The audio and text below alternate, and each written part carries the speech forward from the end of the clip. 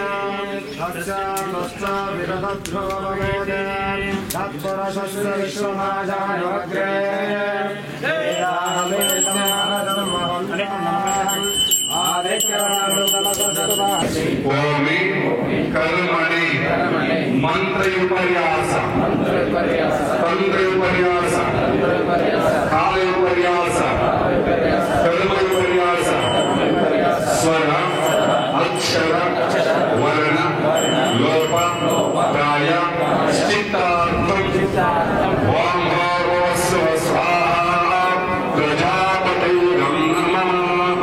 तो समझिए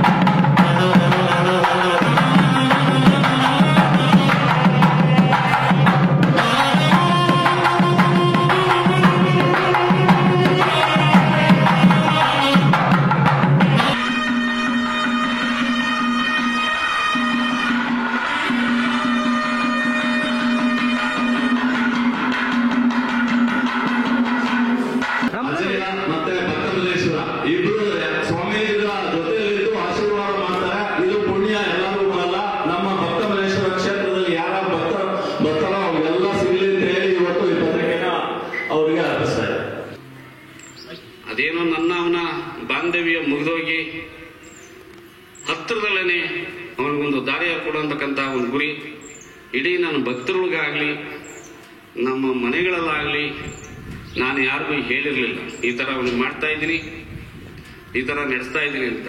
ಇದು ಮೋಸನೂ ಅಲ್ಲ. ಯಾವ ಟೈಮ್ನಲ್ಲಿ ಯಾವ ಗಳಿಗೆಯಲ್ಲಿ ಏನು ನಡಿಬೇಕೋ ಅದು ಕಾಲ ನಿರ್ಣಯ. ಆ ಕಾಲ ನಿರ್ಣಯ ನಡೆದಂತೆ ನನ್ನ ನುಡಿ, ನನ್ನ ನಡೆ. ಮಾತನಾಡೋದನ್ನೆಲ್ಲ ಮಾಡಿ ತೋರಿಸುವನು ಅವನ ಅಭಯ. ನಮ್ಮ ಶ್ರೀಗಳ ಒಂದು ಅವರ ಆತ್ಮ, ಅವರ ಅಭಯ ಇಡೀ ನಾಡಿನ ಜನತೆಗೆ ಅತ್ಯುನ್ನತವಾಗಿ ಅಭಿವೃದ್ಧಿ ಮಾಡೋಣ ಅಂತ ಹೇಳ್ತಾ, ಇಬ್ಬರ ಆಶೀರ್ವಾದ ಸದಾಕಾಲ ಹೀಗೆ ಇರಲಿ ಹಾಗೂ ನಿಮ್ಮೆಲ್ಲ ಸಹಕಾರ ಹೀಗೆ ಇರಲಿ ಅಂತ ಕೇಳ್ಕೊಳ್ತಾ ನನ್ನ 2 ಮಾತುಗಳನ್ನು ಮುಗಿಸ್ತಾ ಇದ್ದೀನಿ. ಜೈ ಗುರುದೇವ್. ಈ ಪವಿತ್ರವಾದ ತಾಣದಲ್ಲಿ ವಿರಾಜಮಾನಗೊಂಡ ಭಕ್ತಿ ಮುನೀಶ್ವರನ್ನ ಎನ್ನ ಹೃದಯ ಮಂದಿರದಲ್ಲಿ ಸ್ಮರಿಸುತ್ತಾ, ಈ ಒಂದು ಕ್ಷೇತ್ರದ ನಾಯಕರು ನಿರಂತರ ಸಾಧಕರಾಗಿ ಕ್ಷೇತ್ರದ ಅಭಿವೃದ್ಧಿಗೆ ತಮ್ಮದೇ ಆಗಿರ್ತಕ್ಕಂಥ ಕಾಯಕ ನಿಷ್ಠೆಯಲ್ಲಿ ತೊಡಗಿಕೊಂಡಿರ್ತಕ್ಕಂಥ ಪೂಜ್ಯ ರಂಗನಾಥ್ ನಂದ ಸ್ವಾಮೀಜಿಯವರೇ, ಅವರ ಕರಕಮಲ ಸಂಜಾತರು ಮುಂದಿನ ಕ್ಷೇತ್ರದ ಅಭಿವೃದ್ಧಿಯ ನಾಯಕರು, ಎಲ್ಲ ರೀತಿಯ ಸೌಹಾರ್ದತೆಯ ಧನ್ಯೋಗ್ರಸ್ತ ಆಶ್ರಮ.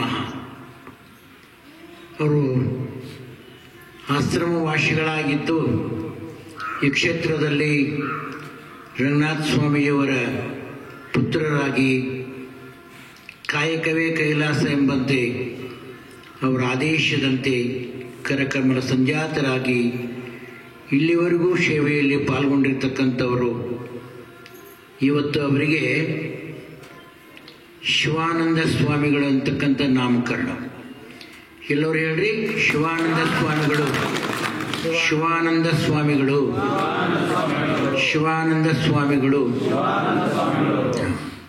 ವಜ್ರಾದಪಿ ಕಠೋರಾಣಿ ಮೃದುನಿ ಕುಸುಮಾದಪಿ ಲೋಕೋತ್ತರಾಣಂ ಚೈತಾಂಸಿ ವಿಜ್ಞಾತುಮರ್ಹತಿ. ವಜ್ರಕ್ಕಿನ ಕಠಿಣವಾಗಿರ್ತಕ್ಕಂಥ ವ್ಯಕ್ತಿ, ಹೂವಿನಕಿನ ಮೃದುವಾಗಿರ್ತಕ್ಕಂಥ ಶಕ್ತಿ, ಆ ಮುನೀಶ್ವರನ ಅಧಿದೇವತೆಯನ್ನು ಒಲಿಸಿಕೊಂಡು ತಮ್ಮದೇ ಆಗಿರ್ತಕ್ಕಂಥ ಕಾಯಕವೇ ಕೈಲಾಸ ಎಂಬಂತೆ ಈ ನಾಡು ಪರಿಪೂರ್ಣವಾಗಿರ್ತಕ್ಕಂಥ ಕಾಡಾಗಿರ್ತಕ್ಕಂಥದ್ದು ಮುನೀಶ್ವರನ ಗತಿಯನ್ನು ಸ್ಥಾಪನೆ ಮಾಡಿಕೊಂಡು ತಮ್ಮದೇ ಆಗಿರ್ತಕ್ಕಂಥ ಸೇವೆಯನ್ನು ಮಾಡಿ ಇದು ಪವಿತ್ರವಾದಂಥ ಕ್ಷೇತ್ರವನ್ನು ನಿರ್ಮಾಣ ಆಗಿರ್ತಕ್ಕಂಥದ್ದು ನಿಮ್ಮೆಲ್ಲರ ಮನಸ್ಸಾಕ್ಷಿ. ಇವತ್ತು ತಾವೆಲ್ಲ ಕೂತಿದ್ದೀರಲ್ಲ, ಈ ಕ್ಷೇತ್ರವನ್ನು ನೋಡಿದಾಗ ರಂಗನಾಥ ಸ್ವಾಮಿಯವರ ಕಾಯಕ ಏನಿತ್ತು ಅನ್ನೋದಕ್ಕೆ ಮನಸ್ಸಾಕ್ಷಿ ಅಂತ ಹೇಳ್ತಾರೆ. ಮಾಡಿದ್ದಕ್ಕೆ ಮನವೇ ಸಾಕ್ಷಿ, ತೋಡಿದ್ದಕ್ಕೆ ಜಲವೇ ಸಾಕ್ಷಿ. ಅದ್ವೈತ ಶಕ್ತಿ ವಿಶಿಷ್ಟಾದ್ವೈತ, ಶಿವಶಕ್ತಿಯರ ಸಮ್ಮಿಲನವಾಗಿರ್ತಕ್ಕಂಥ ಈ ಒಂದು ಪವಿತ್ರವಾದಂಥ ಕ್ಷೇತ್ರ ಅಂತ ಹೇಳಿ ನಮ್ಮ ಅವಲೋಕನಕ್ಕೆ ಬಂದಾಗ ರಂಗನಾಥ ಸ್ವಾಮೀಜಿಯವರಿಗೂ ಕೂಡ ಗಮನಿಸಿದಾಗ ಹೌದು ಬುದ್ಧಿಯವರೇ ಅಂತಕ್ಕಂಥ ಮಾತನ್ನು ಮನಬಿಚ್ಚಿ ಅವರು ಮಾತನಾಡ್ತಕ್ಕಂಥವರಾದರು. ಮುಂದಿನ ವ್ಯವಸ್ಥೆಯನ್ನು ಬೆಳವಣಿಗೆ ಮಾಡಬೇಕು, ನಾನು ಯಾರನ್ನು ಮಾಡಬೇಕು, ಏನನ್ನು ಮಾಡಬೇಕು ಅಂತೇಳಿ ಅಪೇಕ್ಷೆ ಪಟ್ಟಿದ್ದೀನಿ ಅಂತಕ್ಕಂಥ ಮಾತನ್ನು ಹೇಳಿ ಅವರ ಪುತ್ರರಾಗಿರ್ತಕ್ಕಂಥವರು ಆನಂದ ಅನ್ನೋ ಹೆಸರಿನವನು ಜ್ಯೇಷ್ಠ ಪುತ್ರ. ಆನಂದ ಅನ್ನೋ ಹೆಸರಿನವನ್ನ ಈಗ ಮುಂದೆ ಮಾಡಬೇಕು ಅಂತಿದ್ದೀವಿ, ಬುದ್ಧಿಯವರ ತಮ್ಮ ಆಶೀರ್ವಾದ ಬೇಕು ಅಂತ. ಶಿವನ ಮುಂದೆ ಯಾವುದು? ನಂದಿ. ಅಲ್ಲಿ ನಂದೀಶ್ವರ ಬಂದ, ಇಲ್ಲಿ ಶಿವಾನಂದ ಬಂದ. ಎಷ್ಟು ಆಶ್ಚರ್ಯ! ಮುನೀಶ್ವರನ ಶಕ್ತಿ ಸಾಮರ್ಥ್ಯದಲ್ಲಿ ನಂದಿ ಮತ್ತು ಶಿವ ಇಬ್ಬರೂ ಸಮ್ಮಿಲಿತವಾಗಿರ್ತಕ್ಕಂಥದ್ದು. ಆ ಸೂರ್ಯ ಮಧ್ಯದಲ್ಲಿ ಇರುವಾಗ ನಂದಿಯವರಿಗೆ ಮುದ್ರಿ ಒತ್ತಿದ್ದಾತು. ತ್ರಿಶೂಲ ಮತ್ತು ಈಶ್ವರನ ನಂದಿಗೆ ಮುದ್ರಿ ಕೊಟ್ಟಂತಾತು. ನಂತರ ಮೊದಲೇ ಇರ್ತಕ್ಕಂಥ ಆ ಬಸವನ ಗದ್ದಿಗೆ ಮೇಲೇನೆ ನಂದಿಗೆ ಸಂಸ್ಕಾರ ಕೊಟ್ಟಿದ್ದಾಯಿತು. ಮತ್ತೆ ಶಿವಾನಂದ ಸ್ವಾಮಿಗಳಿಗೆ ಮಸ್ತಕಾಭಿಷೇಕ, ಹಸ್ತಮಸ್ತಕ ಸಂಯೋಗ ಅಂತ ಹೇಳ್ತೀವಿ. ಮಸ್ತಕಾಭಿಷೇಕವನ್ನು ಮಾಡಿ ಅವರಿಗೆ ಶಿವಾನಂದ ಸ್ವಾಮಿಗಳಂತಕ್ಕಂಥ ನಾಮಕರಣವನ್ನು ಮಾಡಿರತಕ್ಕಂಥದ್ದು ಇವತ್ತಿನ ಪವಿತ್ರವಾದ ದಿನ ಸೋಮವಾರ, ಸಿದ್ಧಿನಾಮ ಯೋಗ, ಅಶ್ವಿನಿ ನಕ್ಷತ್ರ. ಪ್ರಥಮ ರಾಶಿಯಲ್ಲಿ 12 ರಾಶಿಯಲ್ಲಿ ಮೊದಲೇ ಮೇಷ ರಾಶಿಗೆ ಅಶ್ವಿನಿ. ಅಶ್ವಿನಿ ಅಂತಂದ್ರೆ ವೈದ್ಯರ ಶಕ್ತಿ ಇರತಕ್ಕಂಥ ಧನವಂತರಿ ಆ ನಕ್ಷತ್ರದಲ್ಲಿ ಇರ್ತಕ್ಕಂಥದ್ದು. ಇವತ್ತು ಆ ನಕ್ಷತ್ರದಲ್ಲಿ ಇವರಿಗೆ ಸಂಸ್ಕಾರ ಆಗಿತ್ತಂದ್ರೆ ಎಲ್ಲ ರೀತಿಯ ಸಕಲ ಪಡಿ ಪದಾರ್ಥದ ಶಕ್ತಿ ಶಿವಾನಂದ ಅವರಿಗೆ ಅಳವಡಿಸಿಕೊಟ್ಟಿದ್ದಾಗಿದೆ. ಅದು ಅವರು ಮುಂದಿನಿಂದ ಮಾಡ್ಕೊಂಡು ಹೋಗ್ತಕ್ಕಂಥ ಸನ್ನಿವೇಶ. ಭಗವಂತನ ಕೃಪಾಶೀರ್ವಾದದಿಂದ ರಂಗನಾಥ ಸ್ವಾಮಿಯವರ ಸಂಕಲ್ಪದ ಮೇರೆಗೆ ನಡುವಿಕೆರೆ ಕಾಡಸಿದ್ದೇಶ್ವರ ಆಶೀರ್ವಾದದಿಂದ ಅವರು ಈ ಕ್ಷೇತ್ರದ ಬಲವಾದ ಶಕ್ತಿಯಾಗಿ ಈ ಕ್ಷೇತ್ರದ ಅನ್ನದಾಸೋಹ, ನಿತ್ಯದಾಸೋಹ, ಜ್ಞಾನದಾಸೋಹವನ್ನು ನಿರಂತರ ನಡೆಸ್ಕೊಂಡು ಬರ್ತಕ್ಕಂಥ ಸಾಮರ್ಥ್ಯವನ್ನು ಪಡೆದಿರ್ತಕ್ಕಂಥವರಾಗಿದ್ದಾರೆ.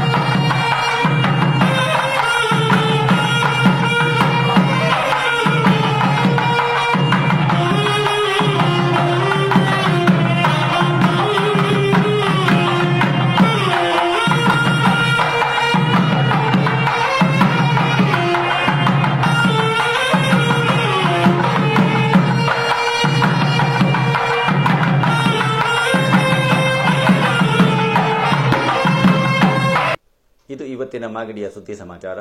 ನಿರಂತರ ಸುದ್ದಿ ಸಮಾಚಾರಕ್ಕೆ ವೀಕ್ಷಿಸಿ ನಿಮ್ಮ GTV ನ್ಯೂಸ್ ಕನ್ನಡವನ್ನು. ವಂದನೆಗಳು.